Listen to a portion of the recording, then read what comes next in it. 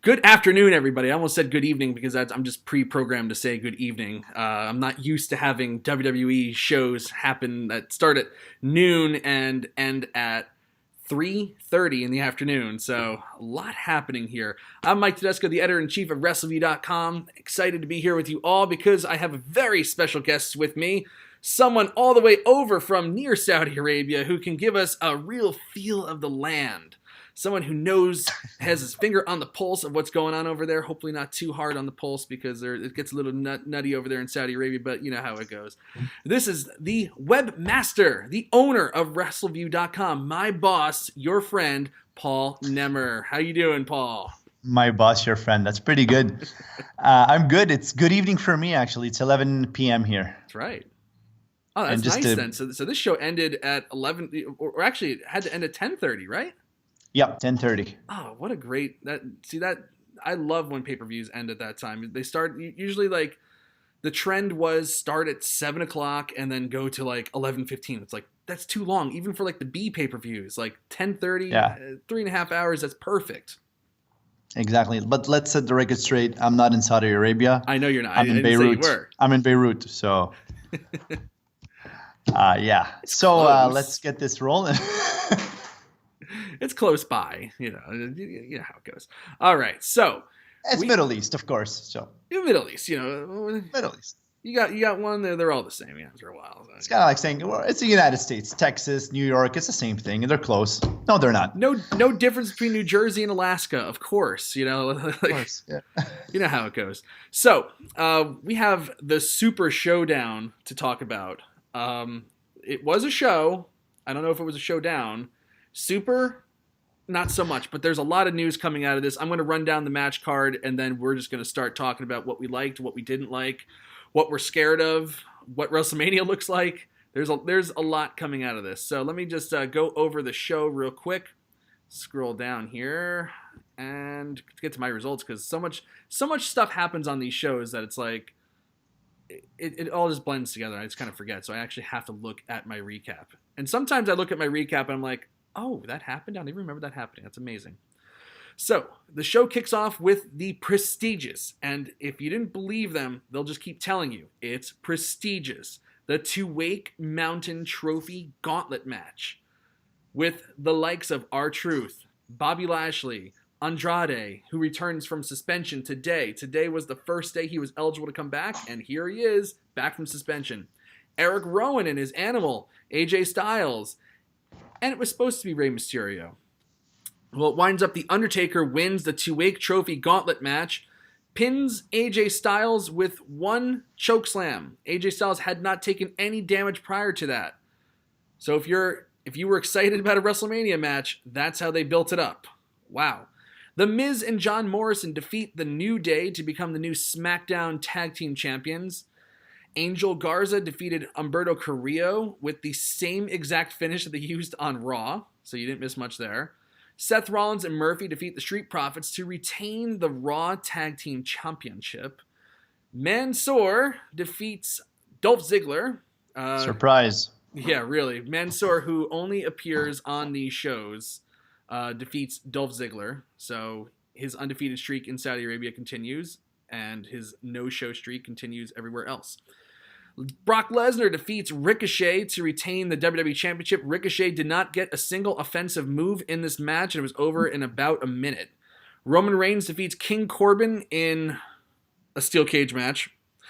Bayley defeats Naomi to retain the SmackDown Women's Championship. Only the second women's match they've ever had in Saudi Arabia. Not women's championship, just women's match in general. The second match that they've ever had. And Goldberg, 54-year-old Bill Goldberg, defeats the Fiend, Bray Wyatt, to win the WWE Universal Championship. In less than 5 minutes. In less than 5 minutes. Actually, bell to bell. Yeah, I was talking with, I usually text with my friend Billy Hefner during these shows, and he goes, this will be over by 3:25, and we're on Eastern Standard Time.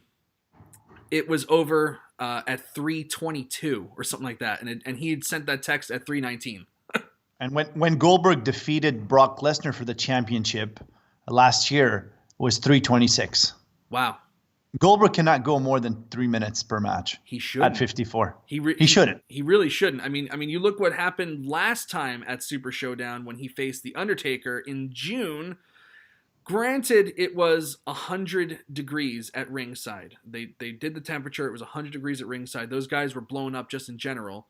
Goldberg gave himself a concussion 5 seconds into the match, and they had probably one of the worst pay-per-view main events of all time, other than Undertaker versus Undertaker in SummerSlam '94. I think. I mean, I can't think of a worse pay-per-view main event. Oh, there was that Hell in a Cell with Rollins and the Fiend. So, what the heck is going on here? Goldberg is the champion. Look, I don't know where they're going with this, to be honest with you. 54 years old, he's champion. He squashes the guy that's been squashing people for the last 6 months. I really don't know. I'm really stumped on this one. I wasn't surprised, though. Here's the thing. I really wasn't surprised this happened. I was actually expecting Goldberg to win the title tonight, believe it or not. Yes. But where are they going with this? I have no fucking idea. Yeah. Seriously. It makes no sense at all. Yeah. He can't go. This guy's a part-timer. What are you going to do? A 54-year-old part-timer. Well, I mean, when I had read a rumor about it, and it was from a website that I don't trust, and I was like, okay, well, obviously they're blowing some smoke here, but it started gaining traction on the internet, and I'm like, Goldberg winning? Come on, really? They thought it would be a bigger special attraction match than Roman Reigns versus The Fiend. I don't know. That's the match it's going to be. It's obviously going to be Spear versus Spear, Reigns versus Goldberg, the unbeatable guy versus the unbeatable guy. Wow. I just don't think that's a better match than Reigns versus the Fiend. The Fiend, who they spent all these months building up. For his streak was made for a loss at WrestleMania to the top babyface. Instead, they totally just threw it all away. And I don't even think Goldberg's going to go to Mania and defend that title. I think he's going to lose it before Mania. Something's going to happen. Wow. I mean, why would you want to bring Goldberg to WrestleMania main event and have him lose there? It's obvious he's going to lose at Mania if he ever makes it that far with the belt. Oh, wow. I mean, whoever's going to be facing Goldberg at Mania, if it even happens at Mania, I mean, think about it. It's such an obvious match, an obvious ending. So I think he's going to drop it before. Something's going to happen before, either a forfeit or some kind of tournament. I don't know. Something's going to happen. I can't imagine it actually being the final match on the show. If anything, they put the rocket on Drew McIntyre. I would think that would have to be the main event of WrestleMania. Having McIntyre. I mean, anything can happen, and as we've seen in the last couple of years of WrestleManias, they are trying their best to swerve you big times. Basically, starting from Lesnar beating the streak to Lesnar beating Reigns when it seemed like Reigns was set up, and then beating Reigns again when it seemed like he was set up. They're trying to swerve you. Well, here's the thing, though, and I might be a little contradicting myself, but remember when we first did the show at the Greatest Royal Rumble? I think it was me and you doing the show. Yeah. And we talked about it being like a big house show, just a house show, no title changes, nothing. We complained, and then the last one we complained, and the before last one we complained. But guess what? The last Super Showdown or the last show in Saudi, Crown Jewel, we had a new champion. It was Bray Wyatt. Right. And then tonight there was 2 title changes. Yeah. It was the world title and there was the tag titles. So they're giving us what we want in a way. I mean, here you go. It's not a fucking house show. Titles are changing. World titles are changing. Here you go. Right. And we're still not satisfied. So why aren't we satisfied? It just, I don't know. Like that's actually a really, really good question. And that's more of how do you feel about this question? Then it just becomes like, are you mad they're in Saudi Arabia doing these shows? Is it residual from? I think we're past that, though. I don't even think anyone's thinking about it anymore. They received a lot of backlash, and that was it. I'm certainly not mad that they're over there anymore. I mean, it is what it is. I mean, obviously, when we did the last one, the real news came the day after the show when they couldn't get out, and then it was like all the conspiracy theories. Oh, they're being held against their will, and this and that. So I guess that can kind of rekindle some of those, ill feelings toward it. But you know, like it just feels like it feels kind of cheap, you know, like you know, like I've been watching wrestling for a long time. You've been watching wrestling for a long time. I'm not saying that like, you know, I'm not like trying to hold it up like it's a real sport or anything like that, but you know, it's like, it just feels like there's a couple guys over there that are spending big money just to have like them come over and, you know, just do their show. And it's like and they have to treat it like it's a big deal because they're getting a lot of money for it. But in the end of the day, it's usually not. And the guys go over there and almost all of them work like, yeah, this is not a big deal. Like that gauntlet match was horrible. Absolutely horrible. Like some of the finishes they're coming up with were R-Truth and Andrade clunk heads and R-Truth falls on him and he pins him. A lame disqualification. I'm trying to Bobby Lashley hits the ring post, which nobody's ever been pinned on before, and not in the last 10 years. And R-Truth gets the win. AJ Styles, you know, gets pinned after a single chokeslam. It's like, come on. Yeah, it was cheesy. I mean, okay, you know, Taker's older than Goldberg, and he's squashing AJ Styles. I don't know, man. It's and that's going to be the WrestleMania match. Yeah. You know, it's I don't know. Like I think people get turned off, and I'd like to turn this over to the chat room too. In fact, we have a great chat room with us tonight or today on our time tonight for you. On YouTube, we're watching us live. You know, what is it about these shows that people just generally don't seem to like? You know, I think one of the big turnoffs for me is always like, oh, every single show has to have like, oh, we're gonna crown the greatest superstar of all time, then we're gonna crown the greatest WWE tag team of all time. And I'm like, well, Demolition's on in it, so who cares? And then and now tonight it's the Two-Wake Trophy, the prestigious Two-Wake Trophy Championship, or whatever it is. It's like, what? Like these things like they exist only in this bubble. Mansoor exists only in this bubble, and then it's like they just go back to real life. But like there's actually some consequences coming out of the show that affect, you know, like the last show it affected nothing. Right? Like Bray Wyatt wins the title. He was going to win the title anyway. Doesn't really affect many plans, but this is a major change from what they were going for. Because I think everybody was guessing it was going to be Roman Reigns versus The Fiend. Well, that was I think that was everybody's guess at one point. Yeah. But who knows? It could still happen. It could. It could be a triple threat. It could still happen. I don't see Goldberg. I mean, the only way I see Goldberg at Mania is what you just said, triple threat, because he can't last a 15, 20-minute match. No way. No. And again, if you go back to what we were talking about, and I want to bring up a point here is, you know, we complained that, you know, this was a house show, blah, blah, blah, and then they gave us what we wanted. Last pay-per-view is we had a new champion. Today there was 2 title changes, but we still felt like this was a fucking house show. Why? And I think it's because, you know, like Undertaker squashing AJ Styles, giving the fans what they want. Mansoor beating Dolph Ziggler, giving the fans what they want. So it's kind of like, well, you do that at house shows. Or you do that when you're in Montreal and you bring out like a hero or something, you know? Right.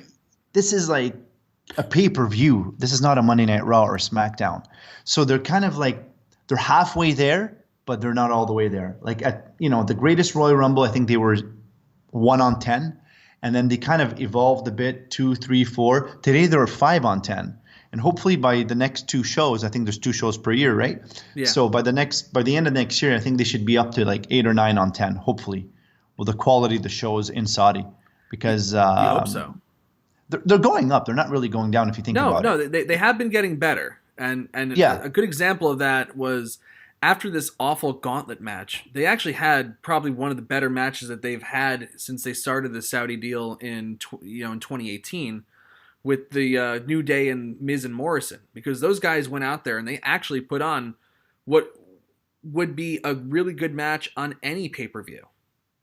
You know, I really enjoyed that tag match. You know, there was a lot of, you know, it wasn't like, you know, they were just doing, you know, a couple of cheesy moves and, you know, doing kickouts of finishers. Like Kofi Kingston took a ridiculous back bump over the top rope onto the floor, missing a plancha. I was like, what?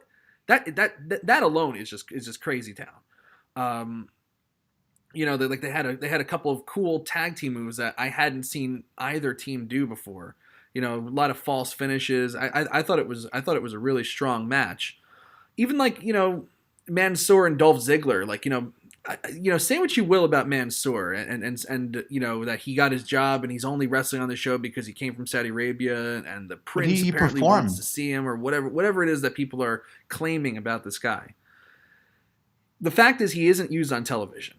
On NXT, I recap NXT every Wednesday. I've seen this guy once on the show from my recollection. I've been doing it for a little while now. He still goes over there, and in front of it legitimately is his hometown, in front of his friends and family and a whole bunch of other people, though they didn't announce the attendance tonight. I don't know what the attendance was. And he still performs, and he puts on a representative match of what you would expect from a WWE performer. I kind of criticized him on the last time we did this thing because I said, Cesaro carried him to a good match and the guy's still got a ways to go. But you know what? Tonight I was watching him and I was like, this is his best match. He's actually pretty good. It was his best match so far tonight. Yeah. It really, really was. And it wasn't like anything like crazy special. It was just like, it's like the average pay-per-view match that you would expect. It wasn't anything more than that. But there is potential there. But now it's come to the point where it's like, okay, when are they going to actually start using this guy for more than just these Saudi shows? It's almost like he's getting these wins. He got a win over Cesaro. He won the greatest, biggest, most enormous big dick battle royal of all time. He has no gimmick. He has no personality. He has nothing. Right. Well, that's because he's not. You need something to work with. Yeah. So it's like, are they going to start using him now? Or do these wins just mean nothing? Do they exist only in the vacuum of Saudi Arabia? I think so. That's what it feels like. It's going to remain that way for a while. So? Oh, yeah. I don't see him on Raw or SmackDown. No way. I don't either. But I mean, NXT at least. You got to. I could see them start using him in some spots there, maybe. Some spots, but NXT, there's much better performers, and everybody performs in NXT. That's a good point. That is a good point. And everybody performs. These guys are fucking good. Yeah, they are. They really are. Do you catch NXT sometimes? Yeah, sometimes. I'm not a big fan. I mean, I hardly catch Raw and SmackDown anymore, but right. I still, because of the time difference, I still watch the highlights. I do watch the highlights, whether it's NXT or Raw or SmackDown or even AEW. Yeah, I watch highlights. It's the only thing I can do from here, unless I want to wake up at 4 a.m. Yeah, I know who does. I feel like that's how a lot of people are consuming wrestling these days. Is just through YouTube highlights. What do you think? Do you miss watching a live show, or are you totally content just watching the YouTube highlights now? I don't miss watching a live show, to be honest with you. Really? Even when I was back in Montreal, I used to tape Raw every Monday. And what I would do is when Raw would finish, or the next day, but normally when Raw would finish, I would play my DVR and just fast forward through commercials. I'd only listen to the opening segment, fast forward through matches, put the ending. So I would watch Raw in a matter of 20 minutes. Wow. So watching it on YouTube is the same thing. Right. Watching the highlights. Yeah. On WWE. I mean, yeah, it's true. It's true. I always say mostly at the end of my Raw recaps, most weeks I just say look, if you missed it, here are the things to kind of catch. But if you didn't see anything, you're really not missing much at all. If there's something worthwhile watching, I'll go out of my way to say everybody should kind of check this out. But those moments are getting few and far between now. It's getting it's getting pretty dismal, and having, and turning back the clock. I mean, Michael Cole even said tonight when Goldberg won, he goes, turn back the clock. It's yeah, turn back the damn clock. 22 years ago since Bill Goldberg won his first title, his first world title. It is turning back the clock. And just talking about Goldberg winning that belt, I want to jump to the main event quickly. That was a suplex. That was not a jackhammer. No. He couldn't carry Bray Wyatt. He really couldn't. He didn't have the strength in that match, or Bray jumped too quickly. I'm not sure. Right. But it was a fucking suplex. From how I understand it, he only found out, I think, about the match like a month ago, and at 54, like he talked about, like, during his last run, like how difficult it was for him to, like, get pumped up and get himself back to where he thought that he needed to be Bill Goldberg on TV. Like, at 54, it's got to be, you find out a month before, it's got to be really tough. I mean, he jackhammered the Big Show. Yes, he did. But he was in his 30s then. He was in his 30s then. You can't jackhammer Bray Wyatt at 54 in a 3-minute match. I mean, even if it was told a month ago, you can be told yesterday, if you have the strength, you're going to do it. And this proves right there that he can't go anymore. Oh no, yeah. I mean, I thought the Undertaker match proved it. I mean, I get it. It's 100-degree heat, and he was concussed, but those two guys had no business doing that match together. No. Maybe 5 years ago they could have gotten away with it. Maybe even in 2017 when Goldberg was, a little more consistent on TV, but not just coming out cold and not having a match since 2017. I'm sorry, I can't make sense of anything that happened tonight. Well, those two things that happened tonight. But I think maybe one of the kings that's, in Saudi went to Vince like, I want to see this guy win the belt. Here's some money. Yeah, it's probably exactly how it happened. I mean, I still kind of laugh at, like, how when they initially went over there, they wanted the guy in the cowboy hat, the guy in the crown. They wanted Andre the Giant, Yokozuna, Ultimate Warrior, Yokozuna. Yeah, it's like, well, do you have a shovel? It's like, I hate to break it to you guys, but they passed away. Sorry. Do they not get Wrestleview out there, Paul? Yeah, they do. Is it blocked? Well, they need to be on Wrestleview.com. They would have found out that Yokozuna died in 2000. Like, come on. Yeah, I know. Even though Wrestleview wasn't around in 93 when Andre died, but still, come on. No. Google it. But I don't know. They're limited to what they can see, I'm sure. Yeah, but limited to, like, going on Wikipedia and seeing and like checking out. Oh, let me just see what Andre the Giant's been up to lately. There's a lot of fans, the older crowd, not the younger ones, but the older crowd that stopped watching wrestling like 20 years ago or 30 years ago or more. They kind of like, oh yeah, my favorite's the Ultimate Warrior. How old is he now? Oh, well, he's dead. Like, he stopped aging in 2014. Yeah, but there's a lot of them that were like that during that show. That's true. I was watching this on the WWE Network. I think one of the best things and the best values that you can get from the WWE Network right now, other than the pay-per-views being included with everything, is Steve Austin's Broken Skull Sessions, and he recently had Big Show on, and I thought he had a great interview with Big Show, but Big Show talked about how his first gimmick when he came to WCW was that he was the son of the Giant. He was the son of Andre the Giant. And he goes, It's so weird. He goes, it was so weird for me back then when people would come up to me and say, oh, I loved watching your dad work. And he goes, well, my dad was a mechanic. Like, I guess you enjoyed watching him shave spark plugs. That's cool.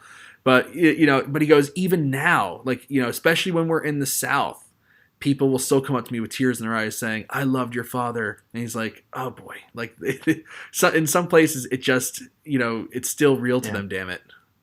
Oh yeah. I mean, I think that was Halloween Havoc when he made his debut. I forgot. 95. Yeah. I think it was Halloween Havoc. He made his debut. Yeah. I remember I was watching it on pay-per-view. I never missed a show back then. Oh no. Halloween Havoc, I think, is when he actually won the title. And I think he debuted at the time before it or something like that. I think he debuted. Oh, when he in War Games. War Games. Yeah. The 3 rings. Yeah. War Games. And then him and the Yeti raped Hulk Hogan. It looked like. Unbelievable. They squeezed him to death. Oh my God. Brings back memories. WCW, man. Holy shit. Never missed a show. Really? You watched all WCW? All WWF, WCW. Like I never missed a show. I was the walking encyclopedia of both shows. Wow. You'll ask me anything about those days, I'll answer it. Right. It's like it's funny. Like I was the same way. I didn't watch all the WCW pay-per-views. But like, I would watch any show. And then like the next day, the day after, the week after, you could ask me anything about those shows, and I'd be like, oh, remember this segment when this happened and all that stuff. It's like, and like I was just saying before, it's like I still watch all the shows. I catch almost everything. Every now and then I'll miss a Dynamite or something like that, but like I generally watch pretty much everything. I couldn't tell you what happened in the same, on a show the same night immediately after watching it. I couldn't tell you every single segment. Now, no, but back then, yes. Right. It just kind of they all kind of blend together. But that's normal though, because we're getting older. No, but it's true. Like you ask a kid right now, a 14-year-old kid, what happened on Raw 2 weeks ago, he's going to remember everything. Right. But you ask me what happened on Raw in 1994, I'm going to tell you everything. Right. Although, I kind of feel like part of it has to do with, I'm definitely getting older, and I have a baby, and I have a wife, and, you got all these, you have a job, we both have full-time jobs, where it's like, it's hard to concentrate on those things. But I always felt like, if people were allowed to kind of be like themselves and kind of, figure out how to work their gimmick, the way they want to, it would feel like more authentic, and I would be able to connect with them. When I watch the shows, I'm having a connection problem. Like I like the Fiend. I thought the gimmick was cool. I like Seth Rollins. I think he's a good worker, but I'm just not connecting with any of these guys. Dude, it has to do not just with what you're saying, but promos. Take promos for example. 100%. Everything is scripted right now. Back then, no, you made your own promo. Right. To a certain, you went out and you lashed out and it was amazing. Now it's kind of like you can't say a single word that's not written on the fucking paper. Right. Yeah. That's what makes it boring. But I think that's where AEW is thriving, in that they give the guys bullet points and you go out there and sink or swim. Now I had to recap AEW Dynamite last week. Josh couldn't make it, so I wound up doing the show. And they had Nyla Rose go out there, who's their women's champion now. And she went out there and just on the stage did an interview and just cut a promo. Was it good? No. It was not a good promo. But I still gave it props because I was like, you know what? I'd rather somebody go out there and fucking fail on a promo that, they tried to cut and it just didn't work. They had a few ideas, but it just didn't work. I would rather watch somebody fall on their face cutting a crappy promo than watching somebody cut a shitty promo that they had nothing to do with, that you can tell they don't believe half of what they're saying. Most people don't talk the way they talk on WWE shows in real life anyway, so there's a connection issue already. I would rather watch 15 horrible Nyla Rose promos than one 20-minute Seth Rollins promo. Yeah. Because at least she's trying something. She's out there putting it on the line, and risking embarrassment at, just like not being able to come up with anything. Whatever. Everybody kind of figures out something. Even Bob Holly could cut a damn promo. Bob Holly. Good old Sparky Plug. Sparky Plug. They even let him cut a promo with bullet points. Of course. Everybody did back then. Jesus. But so let's go back a bit to the show. Yes, please. And Brock Lesnar squashing Ricochet. Was there any point to have this match tonight? No. Other than, they're paying a ton of money and they want to see Brock Lesnar go out there. I said, my tweet was, imagine getting on a super long flight from Winnipeg to Saudi Arabia for that. And then somebody responded, well, the payoff makes it worth it. I'm like, well, I guess it does for Brock Lesnar. I don't think that Brock Lesnar and Ricochet's checks are going to be quite the same. No, not at all. And there's no rub for Ricochet coming out of this. Like, sometimes like a lot of people who get in the ring with Brock Lesnar, obviously they have no chance of winning. But if Lesnar wants to put on his working shoes, he can have a great match. He is a very, very capable, very good professional wrestler. Like look at what he did with AJ Styles, Daniel Bryan, Finn Balor at the Royal Rumble last year. Even guys like Samoa Joe, bigger guys, he has good matches with. But when he goes to these shows lately, it just seems like he had the one match against Reigns at the Greatest Royal Rumble that was, I guess, a passable match where Brock worked a little hard. But every single one since then, the Cain Velasquez match, the Braun Strowman match, they've just been nothing matches, 2 seconds long, and that's it. Like, Ricochet would have, like, obviously, they even said at no point in this rivalry on the entire build-up on Raw did Ricochet have any glimmer of hope. He never got a single move in on Lesnar. And even on the kickoff show, they said he has no chance. And then went out there, didn't even get a move in. The tweets on screen saying no chance, no chance, no chance, no chance. Right. Like, what did Ricochet get out of this other than Nothing. Like a firm placement into the lower card? Yeah, exactly. I mean, I would have accepted if Lesnar would have, low blowed him in the match, delivered the F5 and pinned him right away. Right. Okay, fine. It's a way not to really bury the guy because he got low blowed. Right. But you go out there and go ahead. No, yeah, but that's how this feud even started. Is that Ricochet low blowed him, and then that led to him being eliminated in the Royal Rumble. Yeah. Like, you're right. That would have been so much better. Like, if he just low blowed him and gave him the F5 and been done with it, because it's like, okay, well, he got his heat back or whatever, but. For them just to go out there, like Ricochet tried to start off with a running drop kick, gets swatted out of midair, 3 German suplexes or something like that, an F5, and it was over. Like, What did that do for Ricochet at all? And the entire time, everybody said he has no chance. Even in the video package, it's like, well, why not me? I guess I should have a chance. Like, come on, just pretend that I have a chance. You know what? Maybe for one of the writers thought it was a good idea because whenever you build up the underdog and you say, this is the underdog, not a chance, people actually expect him to win. They thought we're going to think that. I don't know. Well, I mean, after watching the video package in my mind, and I texted to my friend, I said, maybe he wins by DQ. Maybe Ricochet, maybe Lesnar will low blow him and get DQ'd. And so Ricochet wins. But nothing like that even happened.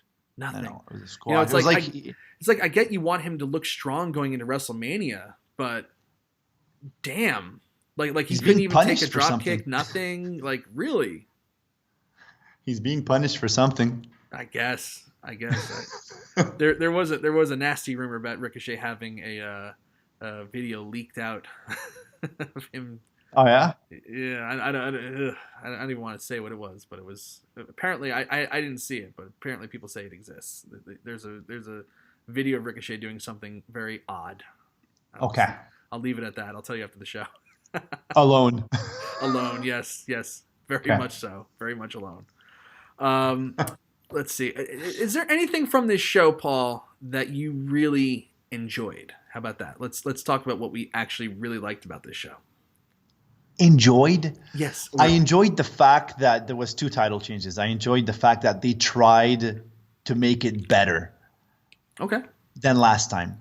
And as bad as this sounds, I think this was their best show in Saudi. Wow. In Saudi. Okay. Only in Saudi Arabia. It was their best house show in Saudi Arabia. Yes. Because they're trying to prove that it's not a house show and we're having title changes. I agree. Big title changes, not just your tag titles. That's 2 title changes in a row. Yeah. We're talking world titles. That's true. But they're missing the point that you can't always give the fans what they want. Mansoor over Ziggler, Taker squashing Styles. You can't always have that. This is not a house show. This is not like a charity show where you have to do everything what the fans want. Whether you put on a bad show or a good show, even if you had Ziggler beat Mansoor tonight, you're still getting paid to go back. You have a 10-year contract. You have, 8 years left. You're still going back. Right. I don't know, man. I really don't know. Anyway, the turnover in that company is not good.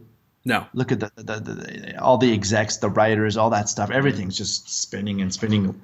Guys have been around for 12 years and they're just out the window. Well, I saw an interesting comment while we were getting the show set up from Goosey.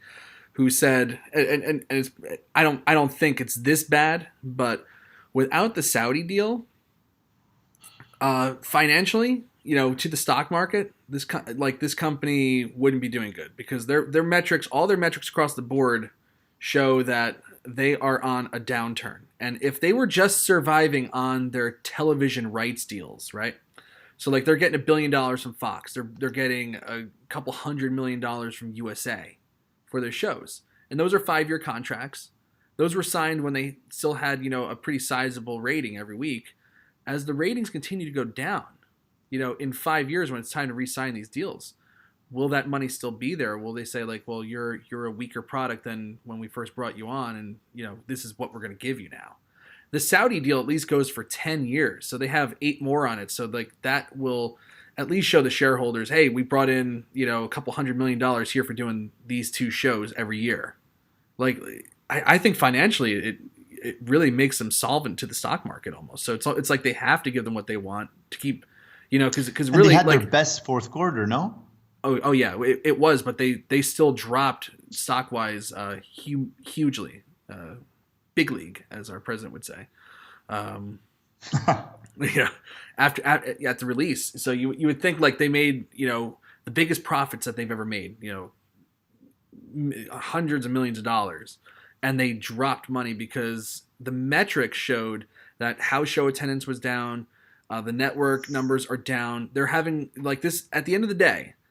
This is an entertainment company that is supposed to serve the fans and get people engaged so they keep spending money. Merchandise is down. This is down. They have a connection issue right now. And I don't think that by doing these like kind of self-serving shows where they kind of give the remaining fans what they want while not creating characters that you can actually connect with, while still doing the scripted promo. They're missing the point. Oh, for sure. And even the fans tonight, I didn't see them connect much with anybody, especially Mansoor. Yeah. He didn't get a big pop at all. Yeah. Not just him, anybody. Right. Like they were dead. Yeah, the Reigns Corbin match, Goldberg match was dead. The crowd was quiet. Yeah. I thought like maybe they had the crowd mic'd badly, but they were pretty hot when The Undertaker came out. Like that was the one time they were like super hot. And then the rest of the show was just dead. Well, I was thinking like, well, obviously they're not dumb. They get the shows, they watch Raw and SmackDown. They were even doing some pointless chant that Miz and Morrison tried to start on the last SmackDown. Some guys were in the crowd trying to get that going. So it's like they're watching the shows, they see the shows, but so they watch the shows and they never see Mansoor on. And then when they come to Saudi Arabia, then it's like, oh, Mansoor's on and he wins. It's like, you can only pull that off so many times, before it's like, okay, are you going to start using this fucking guy? Or, and if not, because they've conditioned fans to only care about stars. So like, if you're being pushed, they'll cheer. If not, you could be a cruiserweight doing 15,000 butthole flips. It doesn't matter. It doesn't mean a thing because you're not a star. And they're starting to not see Mansoor as a star. Like even his post-match promo, whereas when he faced Cesaro, like they were eating up every single word. And now it's like, now they were just like, yeah, okay, yeah, we'll see what really happens with you. Oh, for sure. No, it was bad. It was bad. The crowd was bad. Horrible. One of the worst crowds I've seen in a long time. Yeah. Honestly. Yeah. I thought they're having the show in Pittsburgh because Pittsburgh's usually an awful crowd. They're quiet as hell. Every single time. So. And what was your best match on the card? Or what was the positive thing on the card for you? A positive thing? I would say I'll give 2 things. They did a really, really good job, and they always do. But tonight or today when I was watching, it was like, it really stuck out to me just how great the production is. And it's probably because like I've been going back and recapping all the old WrestleManias. I'm doing the retro recaps for the site. I've been watching how far they've come, from the first WrestleMania. I'm on WrestleMania 6 right now. And, just looking at the production values of how the company just grew in those 6 years. And then looking at it today, I'm like, all these LED boards, like the columns that were supporting the roof just in case it rained. Like, it was a spectacle. It like that always blows me away. The production of WWE is always top notch, incredible. and the SmackDown Tag Team title match. That's it. That's it, huh? Yeah, the fireworks too. The fireworks are really, really awesome. They're good. Of course. You know? That's that all was I got. There's nothing. So, there's nothing to retain. Honestly, there's nothing. No. Absolutely nothing. Other than the Goldberg thing, it's like, like that's the only thing of real consequence coming out of the show. I think everybody knew Brock Lesnar was not losing the title to Ricochet. No. Because that would kill your main event. But, the potential of Goldberg versus Roman Reigns, there's not much potential there. But, they're going to do it. And Roman Reigns is walking out as champion, period, if it ever happens. No doubt. And it's like, but that right there takes away all the drama in a WrestleMania title match. It's so predictive. It's like, what are you doing? Right. He's carrying the belt for the next guy, Yeah. At Mania. No. Something's going to happen before. You mentioned something, triple threat. That's a possibility. Yeah. Or, as I mentioned, he can drop the belt before that and something can happen before that. Right. Because now the question is, like, what does The Fiend do at WrestleMania? Because speaking of The Fiend, I'm going to give you my opinion. Forget tonight. Okay. I was never a big fan. I love Bray Wyatt. Mm-hmm. But the character, it was good at the first maybe month. But it wasn't the type of character they gave him wasn't a credible champion. I don't know. I'm going to get heat for that. No. But I never took him seriously. I never took Bray Wyatt seriously. It's kind of like, this guy's going to be a world champion? He's going to carry the company? Really? I know. They sold me on it at SummerSlam, and then he disappeared, and then he just got a title match out of nowhere. Has the Hell in a Cell match against Seth Rollins, one of the worst matches I've ever seen other than Goldberg Undertaker.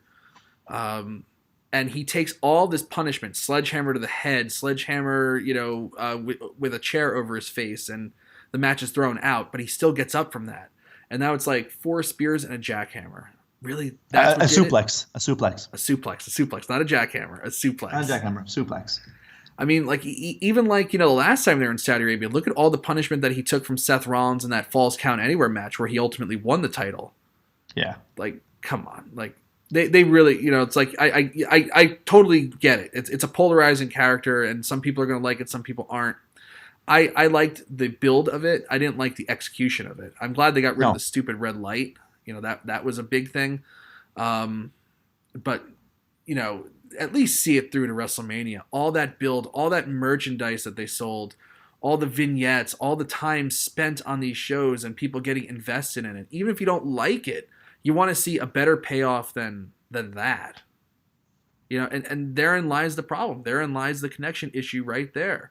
Even if it's not exactly what people want in The Fiend, if you invest that much time into it, at least give a proper payoff. And this was not a proper payoff, to me at least. Not at all. No, it wasn't. So, Paul, that is the Super ShowDown, I think. I don't know what else we could possibly say about it. I would not call it the Super ShowDown, even though it was their best show in Saudi Arabia, as I mentioned. Was. But it wasn't a Super ShowDown. You know what? I guess last thing I guess to mention is it was a big deal last time that we did this show with Lacey Evans and Natalya being the first women's match there. Second one in, what did you think? The first one was better. Yeah, this match sucked. It was boring. Yeah, it was a bad match. It was a really, really bad match. Yeah, it was. It's like the big deal about this was to get the women on, but now it's like now that they're on. It's like, the first one was special. They couldn't. I don't think they were allowed to do too much in the first one. Like they just go out there and just get through it. Just do it. But now it's like, okay, now they're going to go out there and try to have a match. But they're wearing T-shirts covered head to toe. They don't look comfortable. It just, I don't know. No, they got a ways to go. That was not the best presentation that they could possibly. And it wasn't the best two people to have, because in my opinion, I mean, Naomi is not a great wrestler, women's wrestler. Okay. Bayley she's okay. Bayley is far more superior in terms of wrestling ability, in my opinion, than Naomi. Wow. In my opinion, I could be wrong. This is my opinion. Yeah, so it's the first match between Natalya and Lacey, that was good. That was really good because Natalya is all wrestling, and Lacey's good. We saw what she did in NXT, so she's good. So you got two amazing women fighting. Today was just I don't know. It's just a chemistry missing somewhere between the two. I don't know. Yeah, like I said, maybe one's because a great wrestler and the other one isn't. I don't know. Yeah, there's something just didn't click. It didn't click because even when you have a bad wrestler and a good one, the good one carries the bad one. In this case, just nothing happened on both ends. Right. So. Yeah, it just never got out of the starting gates for me. So that's that. So now officially, I would say that's it for Super Showdown. Like that's the only other thing that I could possibly think of that was of any consequence because it was such a big deal last time. This time it was very, very downplayed. It wasn't that big of a deal at all. Yeah. So is it the first show on Thursday they make? No. It was always Fridays. It used to be, but when they moved Smackdown to Fridays. Yeah, it's true. Huh? Yeah, they couldn't do it. So this is the second show on Thursdays. Right. The last one was on Halloween, which was on a Thursday. So true. Crown Jewel. So get used to these Thursday shows. Yeah, it's like Thursdays in Saudi, in the Emirates and Saudi Arabia and in the Arab countries and the Gulf and is like a Friday night. Really? Yeah. I got to get out there. Their weekend starts Thursday. Really? Yeah. Okay, but do you work on Sunday? Sunday is a Monday. Okay. Yeah. Interesting. That's pretty cool. All right, so it works out for them then. Yeah, it does. Here it's a little wonky, but I don't mind it. I certainly don't mind it at all. It's we got used to it, just like they got used to it. Right. Exactly. And there's going to be more of them, Paul. That we got 8 more years of this deal at least, or they signed like a 10-year extension, so it might actually. Does that mean there's 16 podcasts left for us? Yeah, just about. Yeah. Well, the next one that we have coming up is Elimination Chamber, which I'm very excited to be attending live. So I believe your brother, our dear SmackDown recapper Roy and Doug, will be covering that show for Wrestleview Live number 72. And then it's nothing stopping us until Goldberg and Roman Reigns at WrestleMania. Let's go. Are you going? You're going to Mania, right? No, I'm not. You're not? Okay. Yeah. I just had a baby. I thought the crew was going. No, not this year. No, I would love to, but I just, it's I just had a baby. I cannot reconcile that to Victoria. No, I completely understand. Anyway, we need somebody covering the show, right? Oh no, I'll be there. I'm happy to be doing it. So I got a better seat at the house anyway. So yeah. On that note, I'm Mike Tedesco, the editor-in-chief of Wrestleview. That over there is Paul Nemer. See you for the next Saudi Arabia show. Next year. Or no, at the end of the year, November.